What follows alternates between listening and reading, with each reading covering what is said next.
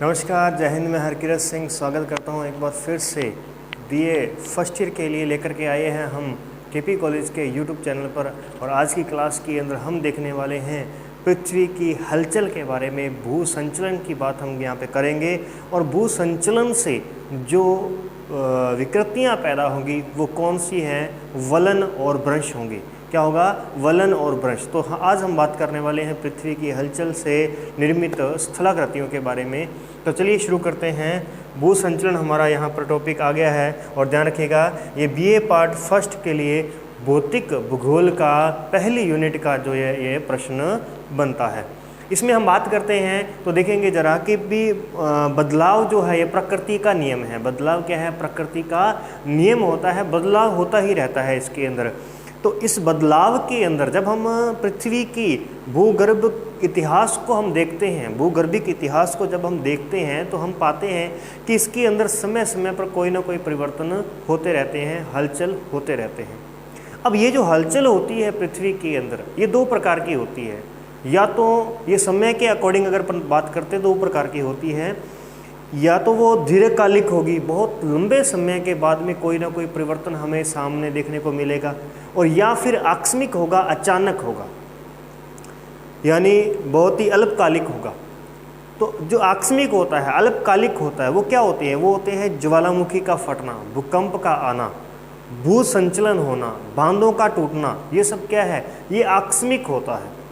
और दीर्घकालिक में क्या होता है? महाद्वीपों का विस्थापन होना, पर्वतों का निर्माण होना, और इसी प्रकार से डेल्टा का निर्माण होना। तो ये जो सारी घटनाएं होती हैं ये कौन सी होती हैं? दीर्घकालिक। अब एक दीर्घकालिक हुई और एक हुई हमारे पास में अल्पकालिक। अब इनको पैदा कौन कर रहा है? इनको पैदा कर रहा है जो कोई बल जो इसे पैदा कर रहा है। तो वो बल कितने प्रकार के होते हैं? तो यदि हम बल की बात करें तो बल हमारे पास में दो प्रकार के होते हैं। एक अंतर्जातीय बल होता है जो कि पृथ्वी के अंदर से बल प्रदान करता है, और एक बहिर्जातीय बल होते हैं। तो अभी तक आपने क्या समझा? इसे आप कैसे याद करेंगे और कैसे इसे आप लिखेंगे? तो यही इसका सिंपल तरीका है। सबसे पहले कि जो परिवर्तन होता है ये प्रकृति का नियम होता है। परिवर्तन कैसा होता है? परिवर्तन बहुत लंबे समय का भी होता है और बहुत कम समय का भी परिवर्तन होता है। जो बहुत लंबे समय तक चलेगा उससे आप ऐसा इमेज करें कि कौन सी स्थलाकृति बन सकती है। तो उससे बहुत बड़ी बड़ी स्थलाकृतियाँ बनेंगी, छोटी बड़ी स्थलाकृति नहीं बनेगी। छोटी बड़ी स्थलाकृति तो रातों रात बन जाती है, और जो रातों रात बन जाती है वो आकस्मिक होती है। वो कैसी होती है? आकस्मिक, अचानक बनने वाली, और वो अल्पकालिक क्रिया होती है। तो आपने क्या बताया कि ये जो परिवर्तन होते हैं ये समय के अनुसार दो प्रकार के होते हैं। दीर्घकालिक, जिससे महाद्वीप बनेंगे, महासागर बनेंगे, पर्वत बनेंगे, पहाड़ बनेंगे, घाटियाँ बनेंगी बड़ी बड़ी। तो ये सब कैसे बनेगी? ये दीर्घकालिक समय से बनेगी। और आकस्मिक से क्या बनेगा? आकस्मिक, अचानक क्या हो सकता है? अचानक भूकंप आए, ये दीवार गिर जाए, छत गिर जाए, ठीक है, तो ये अचानक होगा, इसमें कोई लंबा समय नहीं लगेगा। और ऐसे ही ज्वालामुखी का फटना, एकदम से विस्फोट हुआ, ठीक है, लावा बाहर बिखर गया, तो ये कैसा होता है? सुनामी आती है, समुद्री लहरें आती हैं, तो ये कैसे आती हैं? आकस्मिक होती हैं। इसके बाद हम बात करने वाले थे, हमारा नेक्स्ट जो पॉइंट बनेगा वो बनेगा कि इनको उत्पन्न कौन कर रहा है। इन्हें पैदा करने वाले दो बल होते हैं, एक अंतर्जातीय बल होता है और एक बहिर्जातीय बल होता है। अंतर्जातीय बल वो होता है जो पृथ्वी के भूगर्भ से उत्पन्न होता है, जो पृथ्वी के अंदर से उत्पन्न होता है वो अंतर्जातीय बल होता है। और बहिर्जातीय बल जो पृथ्वी के बाहर तल पर जो उत्पन्न होता है वो बहिर्जातीय बल होता है। जैसे अंतर्जातीय बलों से क्या पैदा होगा? अंतर्जातीय बलों से भूगर्भिक ऊर्जा ऊपर आएगी, और भूगर्भिक ऊर्जा ऊपर आएगी तो वो भूकंप लेकर के आएगी, ज्वालामुखी लेकर के आएगी, या पर्वतों का निर्माण करेगी, या महाद्वीपों को तोड़ देगी। जब भूगर्भिक ऊर्जा आती है तो वो महाद्वीपीय प्लेट को तोड़ देती है। अगर हम बात करें सतह पर बहिर्जातीय बल की हम बात करें तो बहिर्जातीय बल होता है बहता हुआ जल, बहता हुआ जल जैसे नदी के द्वारा क्या किया जाता है, गार्ज बना दिया गया, डेल्टा बना दिया गया, ठीक है, बांगर प्रदेश, खाद्र प्रदेश ये बना दिए गए। हिमनद हो गया, हिमनद के द्वारा लटकती घाटी बनाई गई, ठीक है, बड़े बड़े सोपान बनाए गए। ऐसे ही भूगर्भिक भूमिगत जो जल होता है और इसके साथ पवन, जो पवन होती है मरुस्थल के अंदर बड़े बड़े रेत के टीले बनाती है कहीं पर और उनको विस्थापन करती है। तो ये सारे के सारे जो बल हैं ये बहिर्जातीय बल हैं। और बहिर्जातीय बल के कारक कौन कौन से हैं, तो कारक होते हैं पवन, नदी का पानी, हिमनद, भूमिगत जल, सागरीय तरंगे, ये सब क्या होते हैं, सतह पर होते हैं, इसीलिए बहिर्जातीय बल और बहिर्जातीय कारक कहलाते हैं। इसके बाद में ज़रा देखिएगा, नेक्स्ट हम बात करते हैं, तो ये जो अंतर्जातीय बल होते हैं ये भूतल पर विषमताओं को प्रकट करते हैं। भूतल पर क्या करेंगे, विषमता प्रकट करेंगे। यानी कि अगर कोई समतल जगह है, एकदम से नीचे से ज्वालामुखी फटा तो उसका जो समतल है वो अब समतल नहीं रहेगा, वहाँ पर एक ऊबड़ खाबड़ जगह बन जाएगी। तो यानी कि ये भूतल पर क्या करते हैं, विषमताओं को प्रकट करते हैं। जबकि बहिर्जातीय जो बल होते हैं, नदी का पानी है, पवन है, हिमनद है, ये सब क्या करते हैं, ये पहाड़ों की मिट्टी को काट कर लाते हैं और महासागरों में ले जा कर के छोड़ देते हैं। यानी कि ये समतल स्थापक बल होते हैं। समतल स्थापक यानी ये समतल करते हैं, धरातल को ये समतल करते रहते हैं। और जब ये समतल करते हैं तो अंतर्जातीय बल फिर से विषमता को पैदा करता है। तो ये सर्कल चलता रहता है। तो इसीलिए पृथ्वी पर हर एक चीज़ सर्कल में चलती है। अगर सर्कल टूटा तो पृथ्वी नष्ट, प्रकृति नष्ट, मानव नष्ट। ठीक है, तो ये समझना है। तो चलिए, इतनी बात आप समझ चुके होंगे। यहाँ पर यानी आपके सामने कहीं ऐसा नहीं कि भी हमने लिख दिया है और हम उसी लाइन को वैसे दोहरा रहे हैं, ऐसा कुछ भी नहीं है। आपको मैंने एक एक लाइन अच्छी तरीके से क्लियर कट समझा दी है कि ऐसे ऐसे अपने को इसको ध्यान रखना है। फिर भी मैं यहाँ पे लाइन टू लाइन एक बार आपको मैच करवा देता हूँ कि यहाँ देख लीजिए कि दीर्घकालिक बलों से क्या होता है, पर्वतों का निर्माण होता है। इसी के साथ महाद्वीपों का निर्माण होता है। आकस्मिक बल से आप समझ गए कि ज्वालामुखी भूकंप आएंगे। और पृथ्वी के आंतरिक भाग से उत्पन्न होने वाले जो बल होते हैं वो कौन से होते हैं, अंतर्जात बल होते हैं। पृथ्वी की सतह पर उत्पन्न जो बल होते हैं ये कौन से होते हैं, बहिर्जात बल होते हैं, जो कि समतल स्थापक बल कहलाते हैं। क्या कहलाते हैं, समतल स्थापक बल। ये समतल करेंगे। अंतर्जातीय बल, अब इसके बाद में आगे चलते हैं कि ये जो बल होता है ये किस ओर लगेगा। अंतर्जातीय जो बल है, भूगर्भिक जो बल है, ये किस ओर लगेगा। तो ये दो प्रकार से भूगर्भिक ऊर्जा जो होती है दो प्रकार से संचलन करती है। संचलन मतलब कि इसका जो सर्कल है वो दो प्रकार से होता है। आपने देखा था कि जब हमने प्लेट विवर्तनी की टॉपिक को देखा तो हमने देखा कि भूगर्भिक ऊर्जा जो है वो इस प्रकार से ऊपर आई। ऊपर आने के बाद में अब क्या हुआ, यहाँ पर टकराई। टकराने के बाद में बड़ी कोई हलचल नहीं कर पाई तो ये भूगर्भिक ऊर्जा इस प्रकार से वापस रिटर्न हो गई। ये क्या हो गया, भूगर्भिक ऊर्जा वापस नीचे चली गई इस प्रकार से।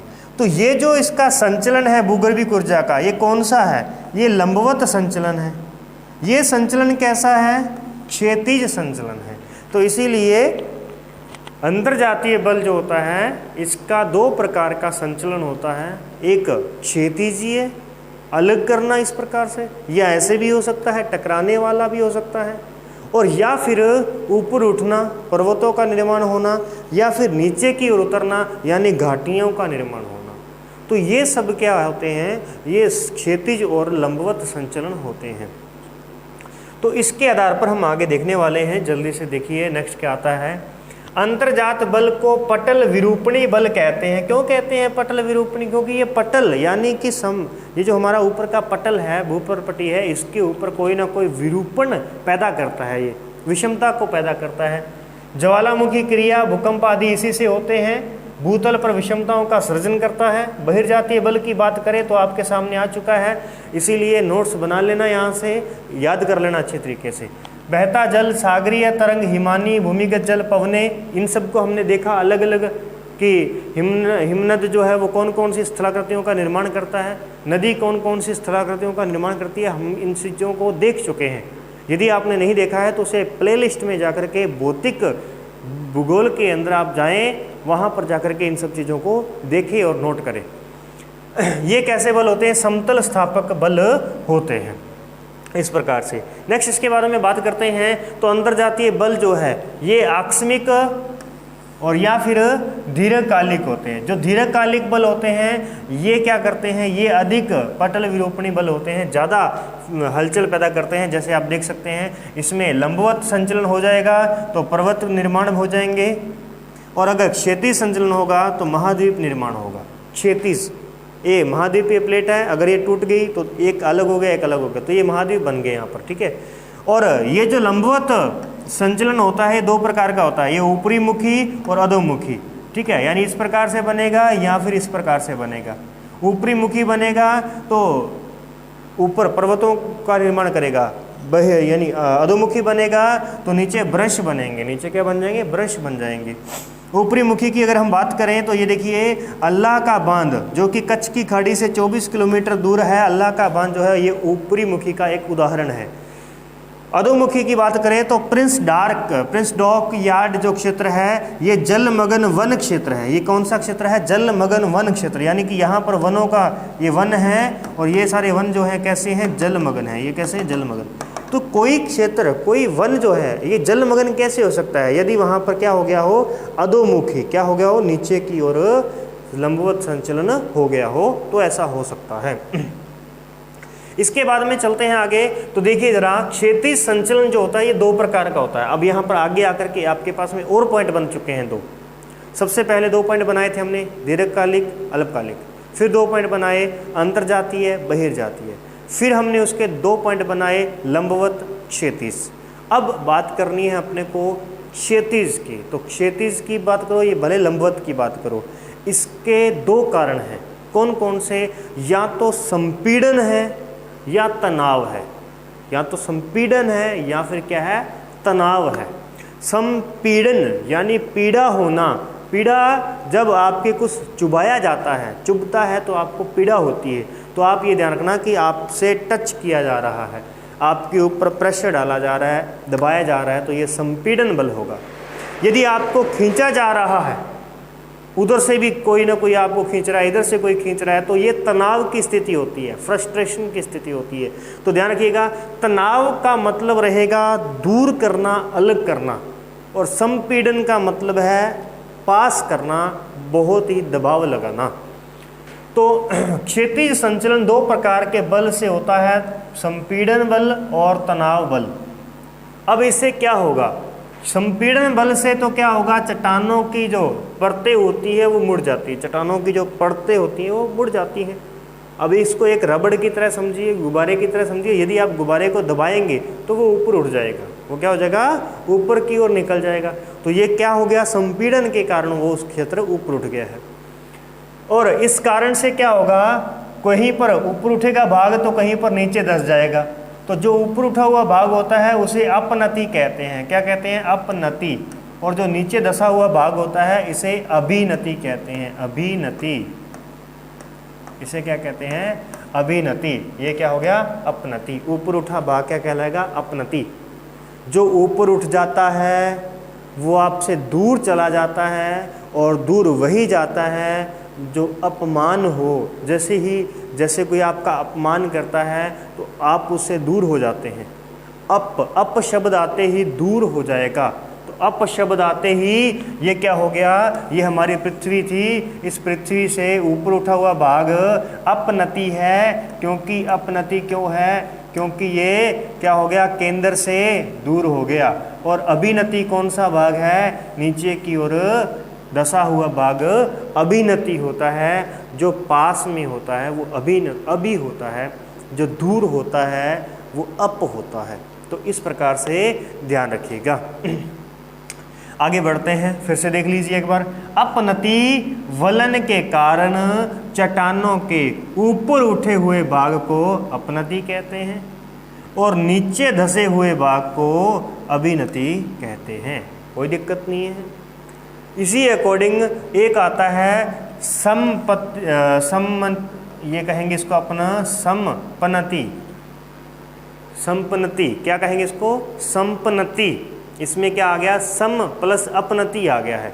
यहाँ पर अगर हम इसका संधि विच्छेद करते हैं तो ये आ जाएगा सम प्लस अपनति, यानी कि एक ऐसा बड़ा अपनति का क्षेत्र, ऐसा बड़ा अपनति जिसके अंदर छोटी छोटी क्या हो, अपनतियाँ और अभिनतियाँ हों, यानी ऐसा ऊपर उठा हुआ भाग, क्योंकि ऊपर उठा हुआ भाग क्या कहलाता है, अपनति।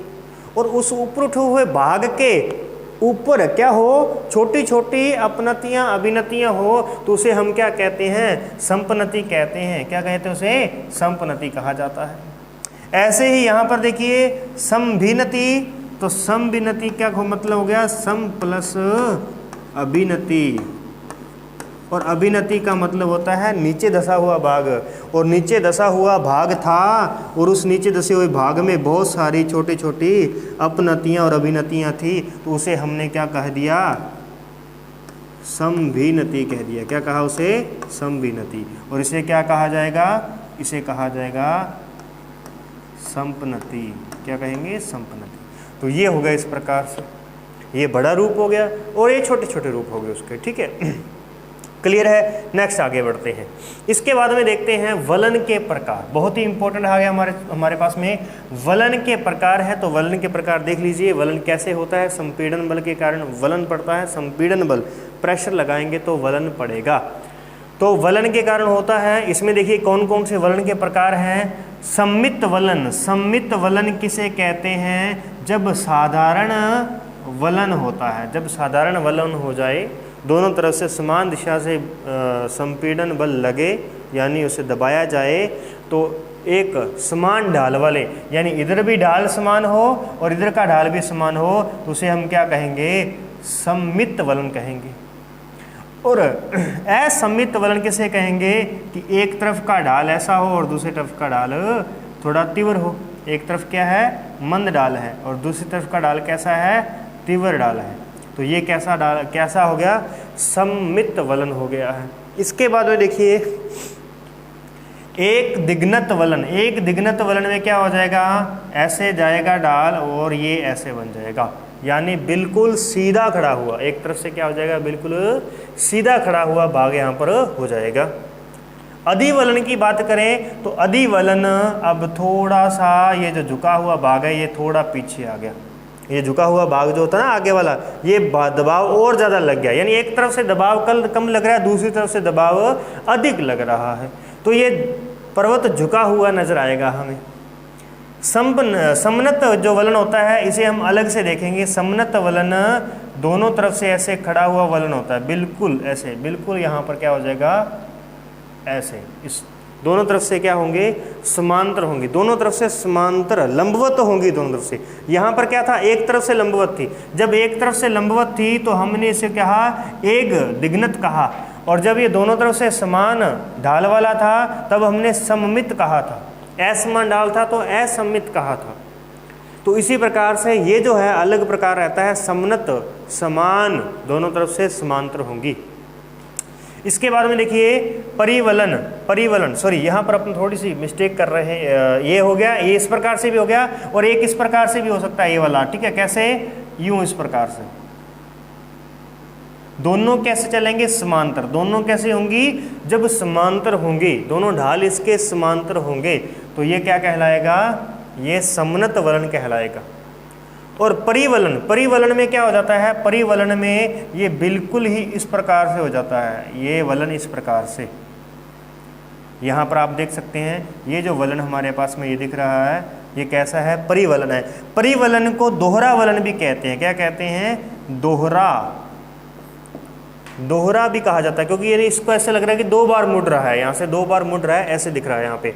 और प्रतिवलन में क्या होता है कि अब देखो आप कितना झुक गया है, और झुकने के बाद में जब यहाँ से टूट जाएगा, जब यहाँ से ये वाला भाग टूट जाएगा तो कौन सी स्थलाकृति बन जाएगी, तब आप देख पाएंगे यहाँ पर ये स्थलाकृति हमारे पास में बन चुकी है, कौन सी, प्रतिवलन की स्थलाकृति बन चुकी है।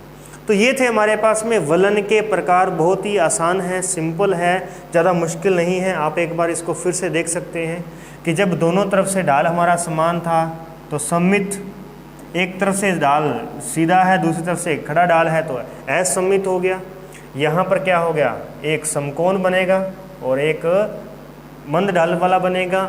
अधिवलन में क्या हो जाएगा, दूसरे के ऊपर ओवर, ये देखिए ओवर टर्न्ड हो गया, ओवर टर्न यानी कि दूसरे के ऊपर जा रहा है। और परिवलन के अंदर ये और भी दोहरा मोड़ लेगा, यहाँ पे दोहरा मोड़ लेगा। और प्रतिवलन यानी कि टूट करके बिखर जाएगा। इसे आप अच्छी तरीके से थ्योरी में देख सकते हैं। मैंने यहाँ पे थ्योरी जो है इसके अंदर लगा दी है और मैंने बहुत ही मुश्किल से इसे बहुत समय दे करके इसे टाइप किया है, आपके लिए तैयार किया है कंटेंट। इसीलिए प्लीज़ इसे अच्छी तरीके से पढ़ लेना, ये आपके बहुत काम आने वाला है और बहुत ही सिंपल है, बहुत मुश्किल नहीं है। बस याद कर रखना, देखिए सममित समान ढाल वाले, समान ढाल, दोनों भुजाओं का झुकाव कैसा होगा, समान होगा। इसे सरल वलन कहते हैं।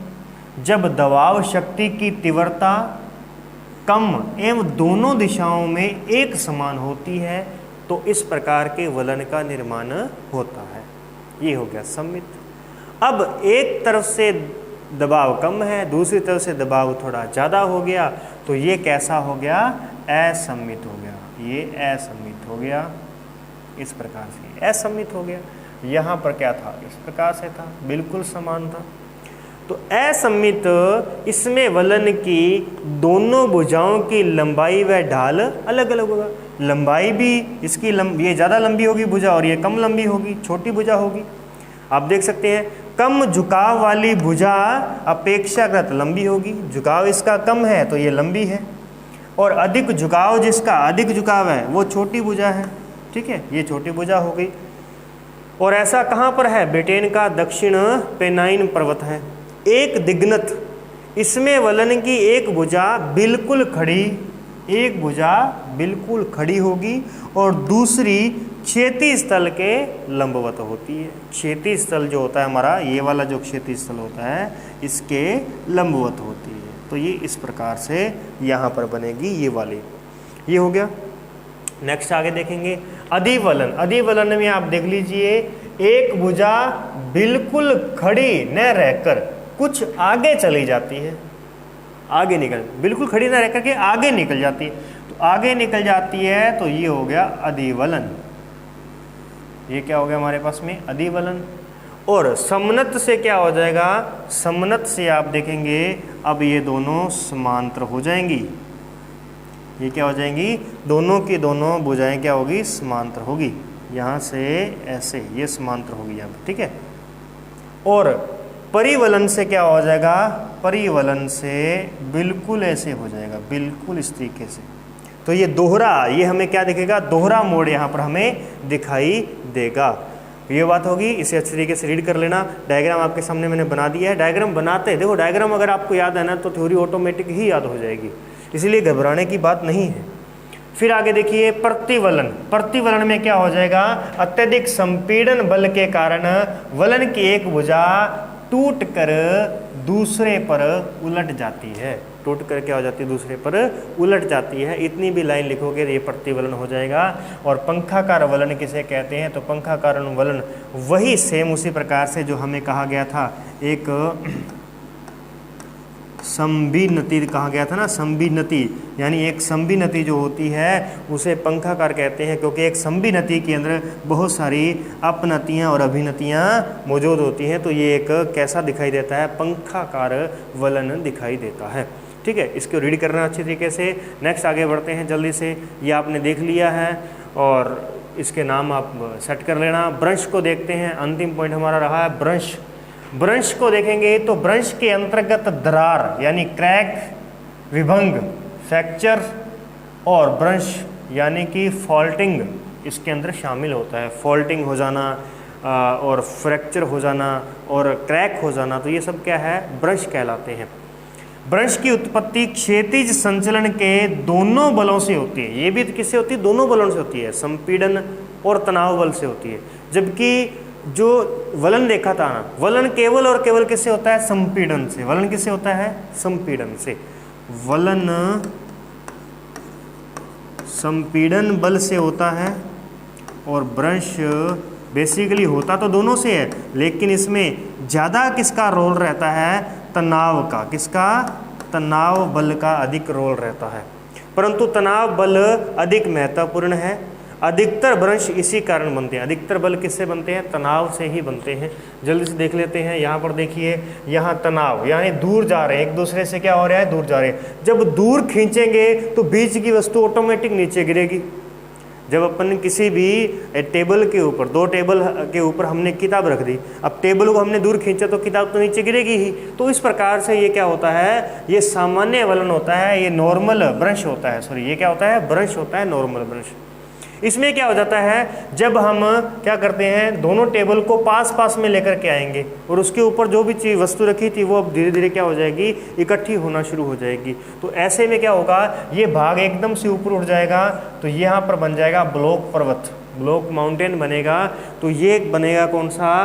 कैसे बनता है? उत्क्रम, उत्क्रम भ्रंश से बनता है। देखिए जरा, सामान्य भ्रंश में क्या होता है? तनाव बल के कारण दरार के दोनों ओर के भूखंड एक दूसरे के विपरीत दिशा में विस्थापित होते हैं। तनाव के कारण दोनों ओर के भूखंड एक दूसरे से दूर विस्थापित होते हैं, जिससे भ्रंश का निर्माण होता है। सामान्य भ्रंश से भूपटल में प्रसार होता है। सामान्य भ्रंश से क्या होगा? भूपटल में विस्तार होगा, यानी भूपटल बढ़ जाएगा, बढ़ जाएगा भूपटल। ठीक है। उत्क्रम भ्रंश से क्या होगा? उत्क्रम भ्रंश से क्या होगा? इस प्रकार के भ्रंश संपीड़न के कारण होते हैं। ये कैसे होते हैं? संपीड़न के कारण होते हैं, जिससे दबाव के कारण दरार के दोनों ओर के भूखंड एक दूसरे की ओर विस्थापित होते हैं और एक दूसरे के ऊपर आरूढ़ होते हैं, एक दूसरे के ऊपर चढ़ना शुरू करते हैं। ऐसे इस तरीके से ऊपर चढ़ना शुरू करते हैं, और ऊपर चढ़ेंगे तो क्या हो जाएगा? यहाँ पर इनके फैलाव, जो फैलाव पहले की तुलना में क्या हो जाएगा?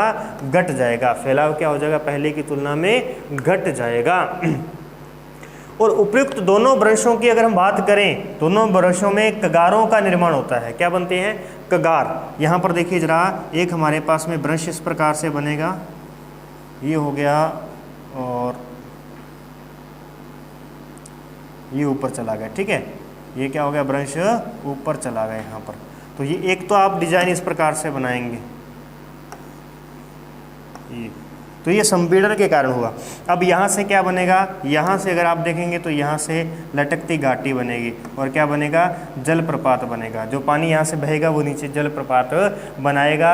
और ऐसा हमें कहाँ मिलता है? पश्चिमी घाट में मिलता है, विंध्यन कगार में मिलता है, और वहाँ पर हमें क्या मिलता है? जलप्रपात मिलते हैं। जोग और गरसोपा जलप्रपात पश्चिमी घाट पर है। जोग गरसोपा जो है भारत का सबसे ऊंचा जलप्रपात, जोग। ठीक है, इसे ही गरसोपा कहते हैं, गरसोपा। और विंध्यन कगार के अंदर हमें कौन सा मिलता है? एक हमें चूलिया जलप्रपात मिलता है, चूलिया जलप्रपात, जो कि राजस्थान का सबसे ऊंचा जलप्रपात है। तो ये देखिए, दोनों हमें यहाँ पर जलप्रपात मिल रहे हैं, लटकती घाटी मिलेगी। और इसके बाद में हम बात करते हैं तो यहाँ पर आता है हमारे पास में 3 नंबर पे सोपानी। सोपानी भ्रंश कैसा होता है? सोपानी भ्रंश एक दूसरे के समांतर अनेक भ्रंश होते हैं, एक दूसरे के समांतर अनेक भ्रंश हैं। इस प्रकार से यहाँ पर, यानी सबसे पहले ये वाला भ्रंश बना, ये वाला भ्रंश बना, जब जैसे दूर हुई तो ये भ्रंश बना, फिर ये वाला भी भाग दूर हो गया तो ये भ्रंश बन गया। अब यदि यहाँ से टूट करके, इस एरिया से टूट करके ये दोनों एरिया दूर हो जाए, यहाँ से क्या हो जाए? दोनों का दोनों दूर हो जाए, तो क्या बनेगा हमारे पास में? हम देख लेते हैं, अगर हम बना पाए इसको तो चलिए देखें। सॉरी, नहीं बना पाएंगे, कोई दिक्कत नहीं। तो देखिए जरा, इस प्रकार से यहाँ पर अगर टूट जाएगा यहाँ से, तो यहाँ से एक भ्रंश और बन जाएगा। तो यहाँ से एक भ्रंश क्या हो जाएगा? और भ्रंश। तो ये क्या बन जाएगा? एक इस प्रकार से सोपानी ढाल बन जाएगा। तो ये सोपानी भ्रंश कहलाते हैं। क्या कहलाते हैं? सोपानी भ्रंश। तो सोपानी भ्रंश कहते हैं। यूरोप की राइन घाटी का जो भ्रंश है वो सोपानी है।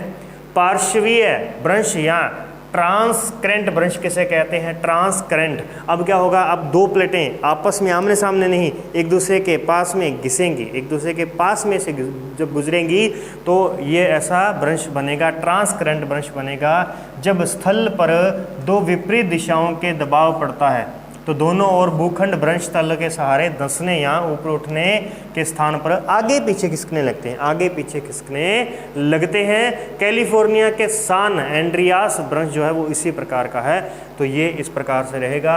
अब जल्दी से देख लेते हैं भ्रंश द्वारा निर्मित प्रमुख स्थलाकृतियाँ कौन कौन सी हैं। तो एक तो होती है हमारे पास में रिफ्ट वैली, रिफ्ट वैली यानी कि रिफ्ट घाटी, यानी जिसे कहते हैं भ्रंश घाटी। क्या कहते हैं? भ्रंश घाटी। जब दो भाग दूर जा रहे हैं तो बीच का भाग नीचे गहरा दिख रहा है हमें, तो भ्रंश घाटी कहलाएगी। और इस प्रकार से ये देखिए यहाँ पर भाग दूर चला गया तो बीच का भाग जो है नीचे धंस जाएगा, नीचे की ओर धंसेगा, तो क्या कहलाएगा? भ्रंश घाटी कहलाएगी।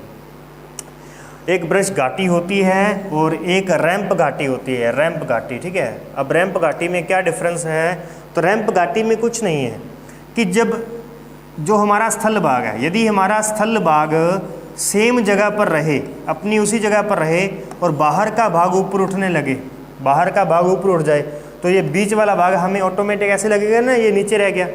हालांकि ये नीचे दशा नहीं है, ये अपनी जगह पे रहा है और ये बाहर क्या बन गए? ब्लॉक पर्वत बन गए। तो इसलिए ये बीच वाला एरिया क्या कहलाएगा? रैंप घाटी कहलाएगा।